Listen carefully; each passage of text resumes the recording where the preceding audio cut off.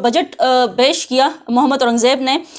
جو وفاقی بجٹ تھا 2025-26 کا، اس میں یہ کہا گیا کہ جو سوشل میڈیا انفلوئنسرز ہیں، یوٹیوبرز ہیں، ان کے اوپر جو ہے وہ ٹیکس عائد کرنے کی جو ہے وہ بات کی جا رہی تھی، وہ کہا گیا، تجویز دی گئی تھی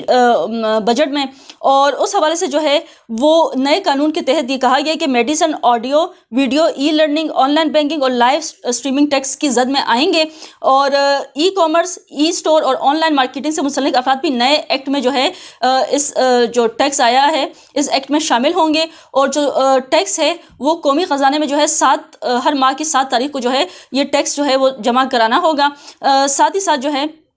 وہ یہ کہا جا رہا ہے کہ سوشل میڈیا پلیٹ فارم حکومت کو 3 ماہ کی رپورٹ دینے کے پابند ہوں گے۔ غیر ملکی کمپنیوں سے اشیاء یا خدمات کے بدلے رقوم پر بینک اور ایکسچینج کے کمپنیاں 5% ٹیکس ادا کرنے کی پابند ہوں گی۔ یہ ٹیکس ماہانہ بنیادوں پر ہر ماہ، جیسے کہ میں نے کہا کہ 7 تاریخ کو جمع کرانا ہوگا قومی خزانے میں، جبکہ ٹیکس جمع نہ کرانے پر بینک یا ایکسچینج جو ہے اس کو بھاری بھرکم جو ہے جرمانہ عائد کیا جائے گا۔ ساتھ ہی ساتھ جو ہے جو رپورٹ ہے اس میں خریداری کا جو تفصیلی ڈیٹا جو ہے وہ موجود ہوگا۔ رپورٹ جمع نہ کرانے کی صورت میں 10 لاکھ تک جرمانہ ادا کرنا پڑ سکتا ہے۔ اس طرح غیر ملکی جو کمپنی ہے وہ 3 ماہ تک ٹیکس نہ دیا تو بینک سے رقوم بیچنا جو ہے وہ معطل ہو سکتا ہے۔ یہ جو ہے نیا ایکٹ کے تحت ٹیکس کے حوالے سے جو ہے یہ ڈیٹیلز تھی جو میں نے آپ لوگوں کے سامنے